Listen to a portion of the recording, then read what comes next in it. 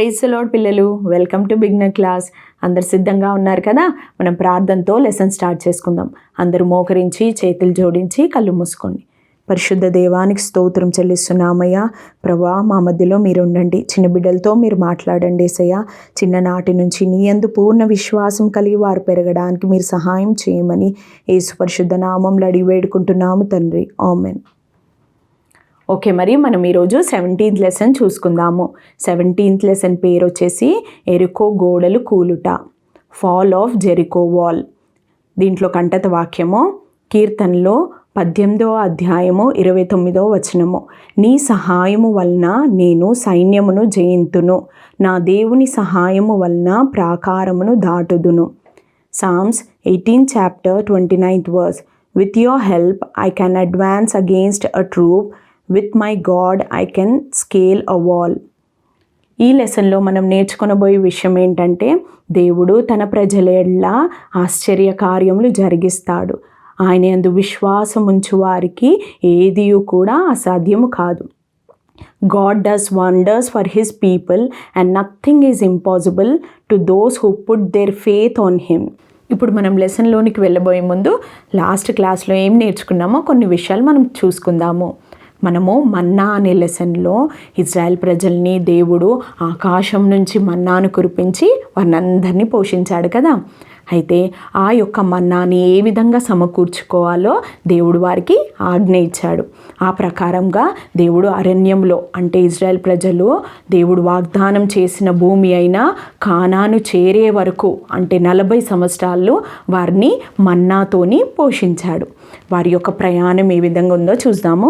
ఇక్కడ చూడండి, వాళ్ళు ఎర్ర సముద్రం దాటిన తర్వాత వారు 40 సంవత్సరాలు ఇక్కడ అరణ్యంలో వారు ప్రయాణం చేశారు. అరణ్యంలో ప్రయాణం చేసిన తర్వాత చివరికి దేవుడు వాగ్దానం చేసిన భూమి అయిన కానాను, ఇదంతా కానాను ప్రాంతం, కానాను అనే ప్రాంతానికి చేరుకున్నారు. అది ఎంతో ఫలభరితమైన సారవంతమైన భూమి, ఎంతో అందంగా ఉంటుంది. అయితే ఆ యొక్క ప్రదేశంలో అనేక పట్టణాలు గలవారు అక్కడ ఉన్నారు. అంటే ఇంకా అనేక జాతుల వారు అక్కడ నివసించేవారు. ఈ ఇజ్రాయెల్ ప్రజలందరూ అక్కడ నివసించాలంటే ఈ ప్రాంతంలో వారు ఏం చేయాలంటే అక్కడున్న జాతుల వారిని, అక్కడున్న పట్టణాలని వారు జయించాలి. అయితే ఇజ్రాయెల్ ప్రజలు కానాన్లోనికి ప్రవేశించిన తర్వాత మొట్టమొదటిగా వారు ఎదుర్కొన్న పట్టణం ఏంటంటే ఎరికో పట్టణం. ఇక్కడ కనిపిస్తుంది కదా, ఎరికో పట్టణం.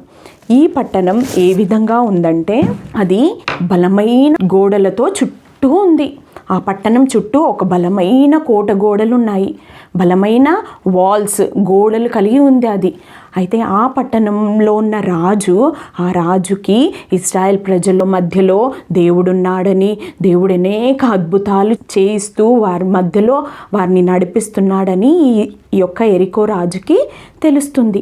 తెలిసిన వెంటనే అతను భయపడిపోతాడు.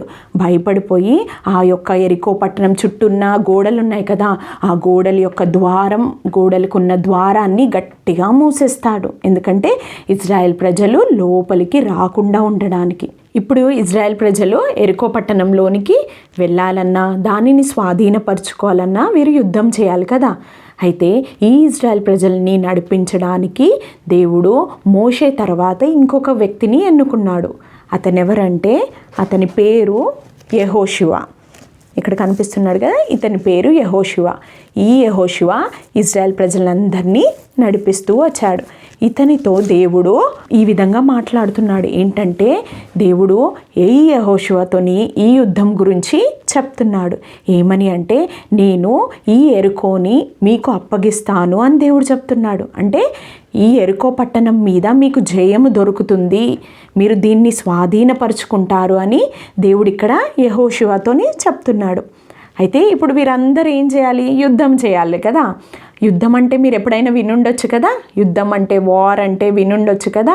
ఈ కాలంలో యుద్ధం చేయాలంటే ఏం వాడతారు? బాంబుల్ని, మిసైల్స్ని, ఇంకా తుపాకీలని, ట్యాంకర్స్ని వాడతారు కదా యుద్ధం చేయడానికి. ఎవరెవరి దగ్గర అయితే ఎక్కువ వెపన్స్ ఉంటాయో, ఎక్కువ ఆయుధాలు ఉంటాయో వారు గెలుస్తారు కదా. కానీ ప్రాచీన కాలంలో అప్పట్లో యుద్ధాలు చేయడానికి ఇవన్నీ వాడేవారు కాదు. వారు ఏది వాడేవారు? వారి కత్తిని, ఇంకా డాలుని, ఇంకా విల్లు బాణము అవి వాడేవారు. కానీ ఇప్పుడు జరగబోతున్న యుద్ధంలో ఇవి కూడా వాడలేదు. కత్తి కానీ డాలు కానీ ఏది కూడా వాడకుండా ఆ ఎరికో కోట గోడల్ని ఎలా జయించారో మనం ఇప్పుడు నేర్చుకొనబోతున్నాం. ఇప్పుడు బలమైన ఆ కోట గోడలు, ఎరికో కోట గోడలన్నీ కూడా కూలిపోతాయి. ఏ ఆయుధం లేకుండా అవి ఏ విధంగా కూలిపోతాయో దేవుడు యెహోషువతోని చెప్తున్నాడు, యెహోషువతోని ఆజ్ఞాపిస్తున్నాడు. దాని కొరకు ఏం చేయాలంటే మొదటగా అక్కడ ఉన్న యోధులు అంటే ఆర్మీ మెన్, వారు మొట్టమొదటి వరుసలో నిలబడాలి ఈ విధంగా. దాని తర్వాత ఈ విధంగా 7 యాజకులు ఇక్కడ కనిపిస్తున్నారు కదా, 7 యాజకులు పొట్టేలు కొమ్ము యొక్క బూరను పట్టుకొని ఉండాలి. ఇక్కడ చూడండి, ఇది పొట్టేలు యొక్క కొమ్ము ఉంటుంది కదా, ఆ కొమ్ము అది ఆ కాలంలో బూరగా వాడేవాళ్ళు. ఈ విధంగా బూరగా, ర్యామ్, హార్న్, ట్రంపెట్ అంటారు ఇంగ్లీష్లో. దీన్ని బూరగా వారు ఊదుకుంటూ వెళ్ళేవారు. దాని తర్వాత అక్కడ యాజకులు ఉన్నారు. వీరి వరుస తర్వాత యాజకుల గుంపు, వారి చేతిలో కనిపిస్తుంది కదా ఇక్కడ మందసము, వారి యొక్క భుజముల మీద మందసమును పెట్టుకొని వారు వెళ్ళాలి. మందసం అంటే ఏంటంటే అది ఒక తుమ్మకర్రతో చేయబడిన ఒక పెట్ట, దాని మీద బంగారు రేకు పొదిగింపబడి ఉంటుంది. దానిలో దేవుని సన్నిధి ఉంటుంది. అది ఈ యాజకులు వారి భుజముల మీద మోసుకొని ఈ యొక్క వరుసలో వారు నిలబడినారు. వీరి తర్వాత ఇంకా ఇజ్రాయెల్ ప్రజలందరూ కూడా వరుసగా, వారు ఎంతమంది ఉన్నారో వారందరూ కూడా వరుసగా నిలబడమని దేవుడు చెప్పాడు. తర్వాత వీరందరూ ఈ విధంగా నిలబడిన తర్వాత ప్రతిరోజు ఒకసారి ఆ ఎరికో కోటగోడ ఉంది కదా, దాని చుట్టూ ఒకసారి తిరగాలి. అలా 6 రోజులు ఒక్కొక్కసారి తిరగాలి. చివరికి 7వ రోజు ఏం చేయాలంటే వాళ్ళు 7 సార్లు ఈ విధంగా కోట చుట్టూ తిరగాలి వారు. తర్వాత 7 సార్లు ఈ విధంగా తిరిగిన తర్వాత దేవుడు చెప్పాడు, వారు ఈ యాజకులు ఉన్నారు కదా, పొట్టేలు యొక్క బూరను పట్టుకొని ఉన్న వాళ్ళు బూరను ఊదుతూ ఉన్నప్పుడు అక్కడున్న ప్రజలందరూ గట్టిగా కేకలు వేయాలి. కేకలు వేసిన తర్వాత అక్కడున్న ఎరికో కోట గోడలన్నీ కూడా కూలిపోతుంది. అప్పుడు ఈ ఇజ్రాయెల్ ప్రజలకి గొప్ప జయము దొరకబోతుంది. ఈ విధంగా దేవుడు వారికి ఆజ్ఞాపించాడు. అది ఏ విధంగా జరిగిందో నేను ఇప్పుడు మీకు చూపించబోతున్నా.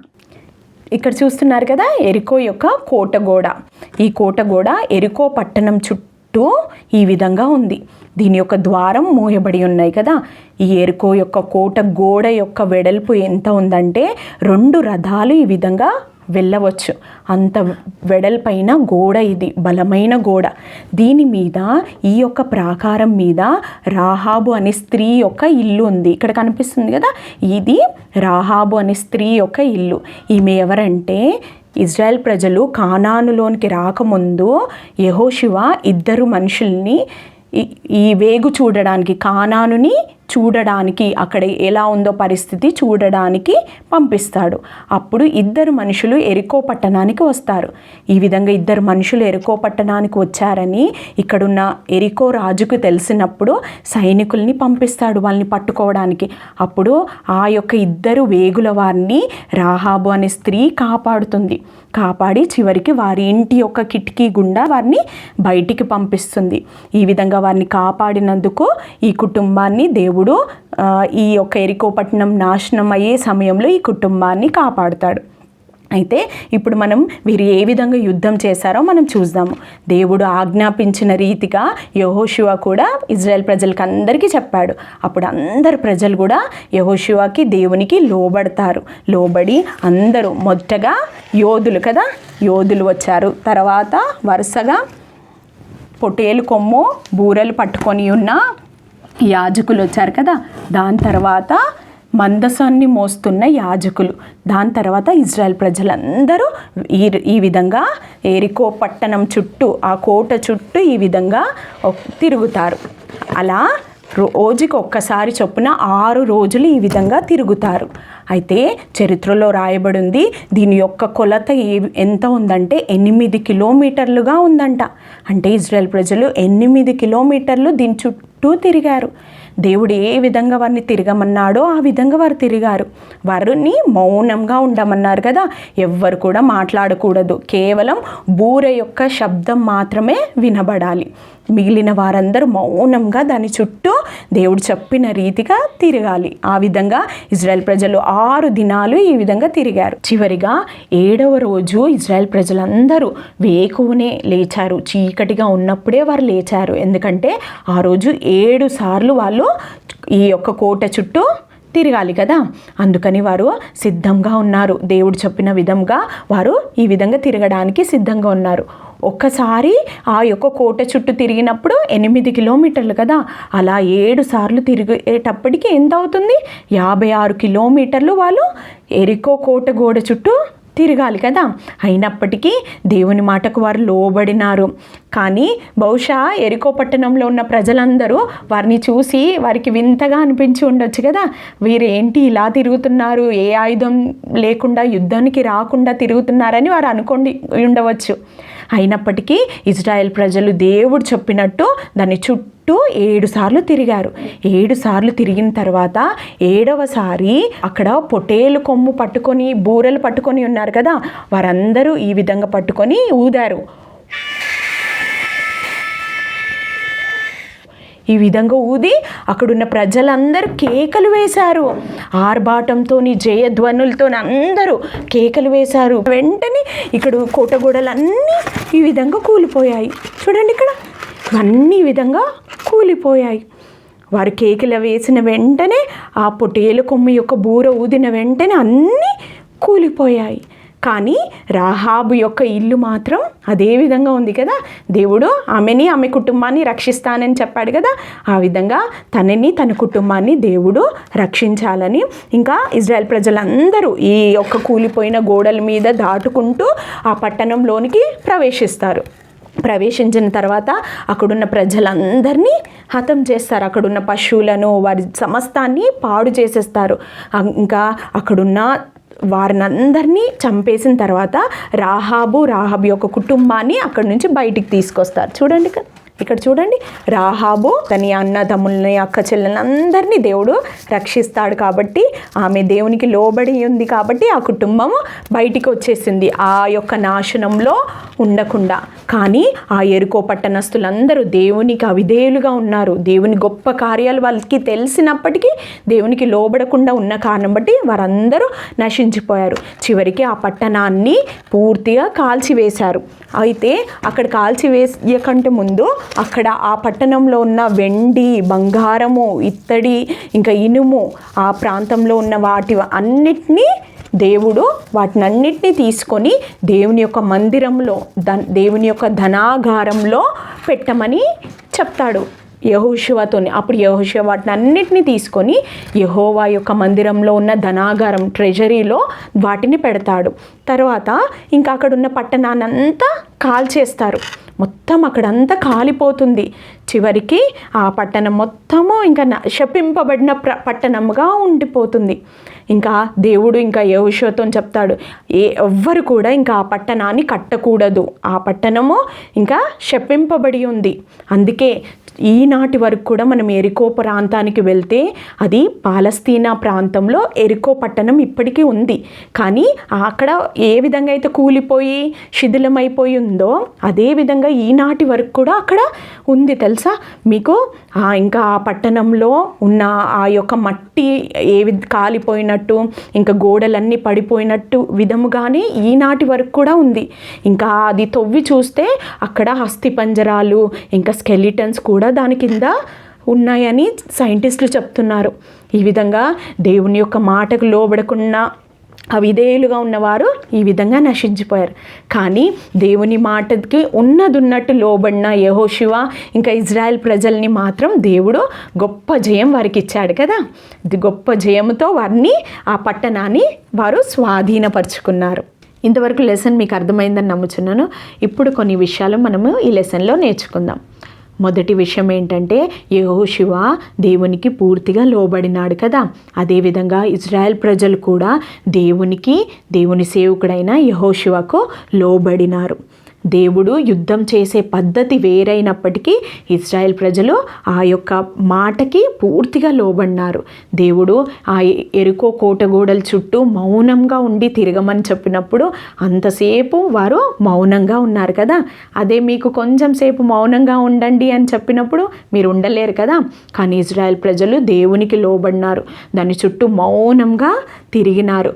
తర్వాత వాళ్ళు 7 సార్లు తిరగమన్నప్పటికీ కూడా మా వల్ల కాదు, మేము అలసిపోయామని చెప్పకుండా, ఎదురు ప్రశ్న వేయకుండా వారు దేవునికి లోబడినారు. కాబట్టి ఎరికో కోట గోడలు కూలిపోయాయి, గొప్ప జయం వారికి దొరికింది. అదేవిధంగా మీ జీవితంలో కూడా ఎరికో కోట గోడల లాంటి సమస్యలు, ప్రాబ్లమ్స్, ఇంకా చేయకూడని పాపము కానీ మీ ముందు ఉన్నప్పుడు దాన్ని ఏ విధంగా దాటాలంటే దేవుడు దాని విషయంలో మీకు చెప్తున్న మాటలకి మీరు లోబడాలి. ఇంకా దేవుని సేవకులైన వారు, ఇంకా మీ తల్లిదండ్రులైన వారు, మీ పెద్దలు ఎవరైతే ఉంటారో వారందరూ ఏ మాటలైతే మీకు చెప్తారో దానికి మీరు పూర్తిగా విధేయత చూపించినప్పుడు ఆ సమస్యల్ని మీరు దాటుతారు. ఆ యొక్క ఎరుక గోడ లాంటి సమస్యలు మీరు దాటుకుంటూ వెళ్తారు. ఈ రెండో విషయం ఏంటంటే యెహోషువ దేవుని మీద గట్టి విశ్వాసం కలిగి ఉన్నాడు, స్థిరమైన విశ్వాసం కలిగి ఆయన ఉన్నాడు కాబట్టి ఆయన అద్భుతం చూశాడు. అదేవిధంగా మీరు కూడా విశ్వాసముతో, దేవుని మీద విశ్వాసముతో మీరు ప్రార్థిస్తే మీ జీవితంలో దేవుడు అద్భుతం చేస్తాడు, అసాధ్యమైన వాటిని సాధ్యం చేస్తాడు. విశ్వాసం అంటే ఏంటి అని అనుకోవచ్చు కదా. విశ్వాసం అంటే మీకు కనిపిస్తున్న సమస్య వైపు చూడకుండా సమస్య కంటే గొప్పవాడైన ఆ దేవుని వైపు చూడడమే విశ్వాసము. ఈ విధంగా ఇజ్రాయెల్ ప్రజలు విశ్వాసంతో వెళ్ళారు కదా. ఉదాహరణకి మీరు ఒంటరిగా ఒక మార్గం గుండా వెళ్ళండి అని చెప్పినప్పుడు మీరు భయపడతారు కదా. అదే మీ మమ్మీ కానీ మీ డాడీ కానీ మీకు తోడుగా ఉండి నడిపిస్తే మీరు ధైర్యంగా ఉంటారు, ఎందుకంటే మీరు వారి మీద విశ్వాసం ఉంచినారు కదా. అదేవిధంగా మీ జీవితంలో మీరు ఏ మార్గం గుండా వెళ్ళాల్సి వచ్చినా, మీ ముందు ఎన్ని ప్రాబ్లమ్స్ ఉన్నా కూడా మీరు దేవుని వైపు చూడాలి, ఆయన మీద ఆధారపడాలి, ఆయనకు ప్రార్థన చేయాలి. అప్పుడు వాటిని దాటుకుంటూ మీరు గొప్ప కార్యాలు మీ జీవితంలో చూస్తారు. ఈ లెసన్ యొక్క యాక్టివిటీ ఏంటంటే మీరు ఈ విధంగా కార్డ్బోర్డ్ ఉంటుంది కదా, అట్టపెట్ట, దాన్ని ఈ విధంగా బూరె యొక్క ఆకారంలో కత్తిరించి దానికి ఈ రెండు వైపు తాడు లాగా ఈ విధంగా కట్టాలి.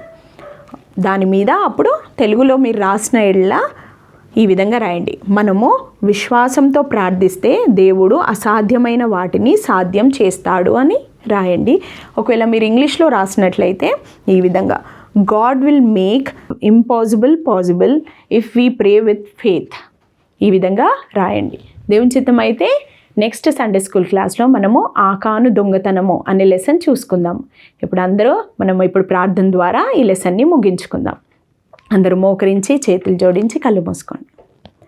పరిశుద్ధ దేవానికి స్తోత్రం చెల్లిస్తున్నామయ్యా. ఇంతవరకు మీ సన్నిధి మాతో ఉంచినందుకు వందనాలు ప్రభా. నువ్వు నిజంగా గొప్పవాడు ప్రభా. నీ యందు పూర్ణ విశ్వాసం కలిగిన వారంగా, నీకు పూర్తిగా లోబడిన వారంగా నాయనా ఈ దినాలు మమ్మల్ని సిద్ధపరచండి. మీ యొక్క కార్యాలు మా జీవితంలో జరిగించండి. ఎరికో కోట గోడలు కూల్చండి ప్రభా. మీ గొప్ప కార్యాలు ఈ దినాలు చిన్న బిడ్డల జీవితంలో బయలుపరచమని యేసు పరిశుద్ధ నామంలో అడిగి వేడుకుంటున్నాము తండ్రి. ఆమేన్.